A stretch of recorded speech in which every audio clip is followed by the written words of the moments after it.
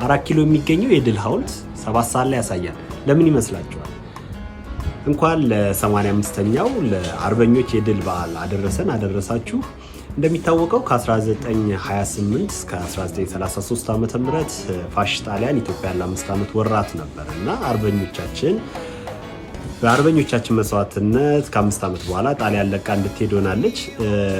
ጦርነቱ አለቀ የሚባለው ሚያዝያ 24 ቀን ነው። ግን ሚያዝያ 27 1933 ዓ.ም በ7 ሰዓት ነው ተፈሪ መኮንን አለቃ ቀዳማዊ ኃይለ ሥላሴ በድልበር በኩል ከአዲሱ ገበያ ከፍ ብሎ ባለው ሰፈሩ አሁንም ድልበር እንደሚባል ታውቃላችሁ። በሱ በኩል ነው 7 ሰዓት ላይ የገቡትና እሱን ለማስታወስ ነው ሐውልቱ ላይ 7 ሰዓት የሚል ምስል እንዲደረግበት የሆነው።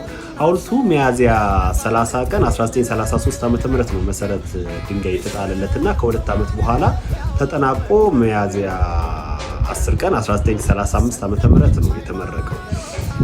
ሐውልቱ እንደሚታየው 5 ቅርጽ ያለው ነው። ላይ በምልክት አለበት። ያም 5ቱን ዓመት የጣሊያን ወረራ ለማሳየት የተሞከረበት ነው።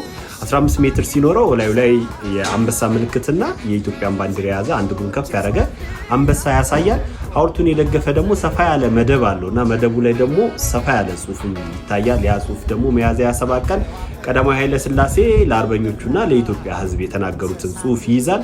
ያንን መደብ ደግሞ የያዙ 6 ሐውልቶች የቆሙ ሐውልቶች ይታያሉ። እነዛ ሐውልቶች ደግሞ በ6ቱም ግንባር ሲዋደቁ ለቆዩት አርበኞች መታሰቢያ የሆነ ነው። ከ6ቱ ደግሞ አንዱ ሴት አርበኛ ናትና እናት አርበኞቻችንም ከወንዶቹ እኩል ለዚህ ጦርነት ያልተናነሰ መስዋዕትነት እንደከፈሉ የሚያሳይ ነው። ዘላለማዊ ክብርና ሞገስ ለኢትዮጵያ ነፃነትና አንድነት ሲዋደቁ ለቆዩ እናትና አባት አርበኞቻችን ይሆናል።